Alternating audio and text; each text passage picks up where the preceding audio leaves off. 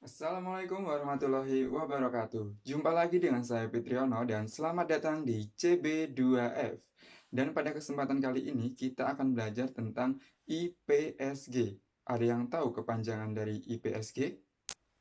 Ingin pergi saja ke... Bukan itu ya, tapi IPSG yang ini nih.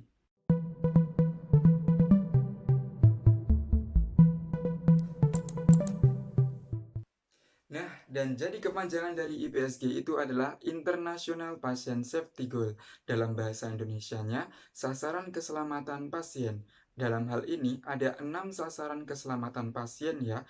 Yang pertama, identifikasi pasien dengan benar. 2. Peningkatan komunikasi yang efektif. 3. Kewaspadaan terhadap penggunaan obat High Alert Medication atau HAM. 4. Pastikan tepat lokasi, tepat prosedur, tepat pasien operasi.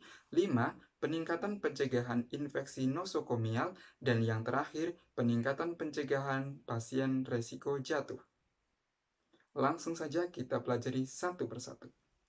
Untuk yang pertama yaitu identifikasi pasien dengan benar, yaitu identifikasi pasien bertujuan untuk dapat mengidentifikasi pasien tertentu sebagai individu yang akan diberi layanan atau pengobatan tertentu dengan tepat dan mencocokkan layanan atau perawatan dengan individu secara tepat.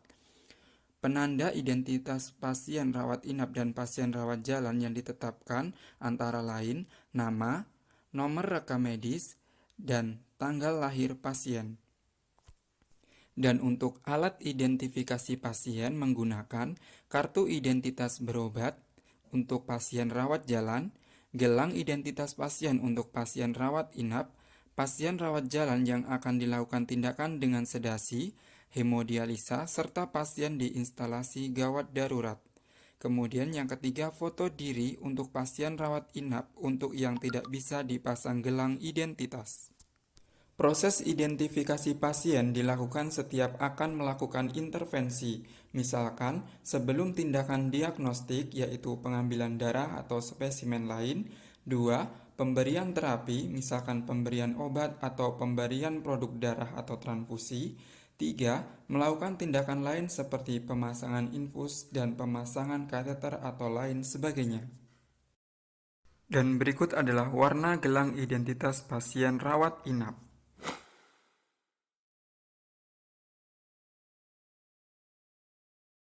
Kemudian IPSG yang kedua yaitu peningkatan komunikasi yang efektif.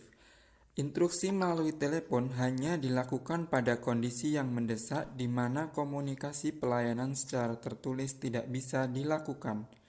Dalam hal ini, lakukan TBK atau tulis baca konfirmasi untuk setiap perintah verbal atau lisan dan penyampaian hasil pemeriksaan, lalu beri tanda TBK pada setiap dokumentasinya dan dikonfirmasi oleh DPJP dalam waktu 2 kali 24 jam. Komunikasi serah terima antar praktisi kesehatan menggunakan metode SBAR, yaitu Situation, Background, Assessment, Recommendation. Dan untuk IBSG yang ketiga yaitu kewaspadaan penggunaan High Alert Medication atau obat HAM. Obat yang harus diwaspadai adalah obat-obatan yang memiliki persentase kesalahan dan atau kejadian sentinel yang tinggi. Begitu juga obat-obat dengan resiko tinggi untuk penyalahgunaan yang tidak diharapkan. Obat-obat yang dimaksud adalah obat yang terlihat mirip atau kedengarannya mirip, yaitu nama obat, rupa, dan ucapan mirip atau disingkat NORUM, dan look alike, sound alike atau LASA.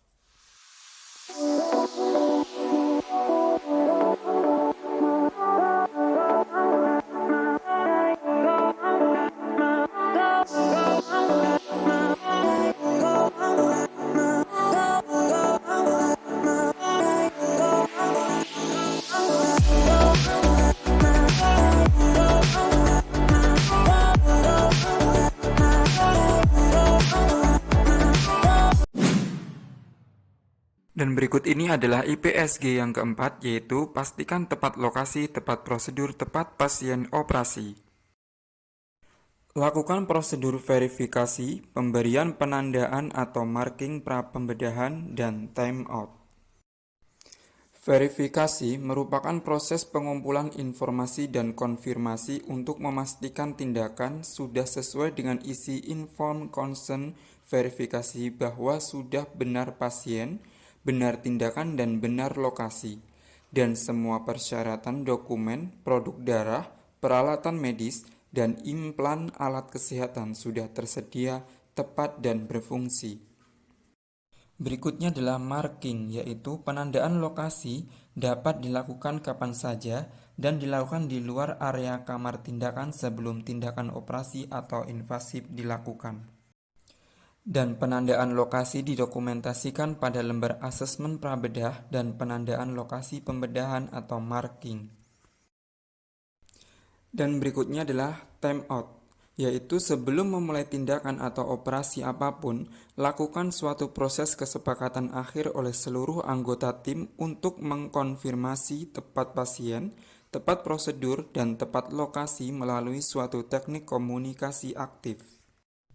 Dan IPSG yang kelima yaitu peningkatan pencegahan resiko infeksi nosokomial. Semua orang yang berada di rumah sakit wajib menjaga dan melaksanakan kebersihan tangan dengan cara cuci tangan dengan air mengalir dan sabun selama 40-60 detik atau cuci tangan dengan antiseptik berbasis alkohol atau hand rub selama 20-30 detik. Dan berikut ini adalah cara cuci tangan 6 langkah. Pertama, ratakan hand rub atau sabun ke seluruh permukaan telapak tangan. 2. Gosok bagian punggung tangan dan sela-sela jari. Posisi telapak tangan kanan di atas punggung tangan kiri. Lakukan sebaliknya. 3. Gosok bagian telapak tangan dan sela-sela jari. 4. Letakkan punggung jari pada telapak tangan lainnya dengan jari saling mengunci. Gosok pada jari dengan kedua ibu jari. 5. Ibu jari kiri digosok memutar oleh telapak tangan kanan. Lakukan sebaliknya secara bergantian. Dan yang keenam, jari kanan menguncup, gosok memutar berlawanan dengan arah jarum jam, begitu pula sebaliknya. Kemudian, 5 momen cuci tangan yaitu yang pertama, sebelum kontak dengan pasien, 2. Sebelum melakukan tindakan aseptik, 3. Setelah terkena cairan tubuh pasien, 4. Setelah kontak dengan pasien, dan kelima, setelah terpapar lingkungan pasien. Kemudian IPSG yang keenam yaitu peningkatan pencegahan resiko jatuh pada pasien. Pasien rawat inap dilakukan asesmen risiko jatuh menggunakan metode Morsfall untuk usia lebih dari 14 tahun. Sedangkan untuk usia 12-14 tahun menggunakan Humpty Dumpty dan skala Edmondson untuk pasien psikiatri. Identifikasi pasien dengan faktor risiko jatuh sedang dan tinggi dilakukan dengan penggunaan gelang berwarna kuning, papan penanda resiko jatuh pada pintu kamar atau tempat tidur, dan rekam medis pasien. Nah, gimana materinya? Banyak sekali bukan yang harus dipelajari. Dan ini tadi hanya aku tampilkan inti-intinya saja. Jadi buat teman-teman yang masih duduk di bangku kuliah, aku harap kalian aktif untuk mencari referensi di tempat lain seperti di buku ataupun di website di internet. Dan aku dulu dapat materi ini itu semester 4 ya. Jadi kalau teman-teman dapatnya di semester awal, kalian beruntung sekali karena semester awal kuliah itu masih semangat-semangatnya dalam belajar. Ya seharusnya harus tetap semangat ya sampai lulus. Dan sekian videoku kali ini, semoga bermanfaat untuk teman-teman semua. Dan jangan lupa untuk menyaksikan videoku selanjutnya. Salam sehat, sukses selalu.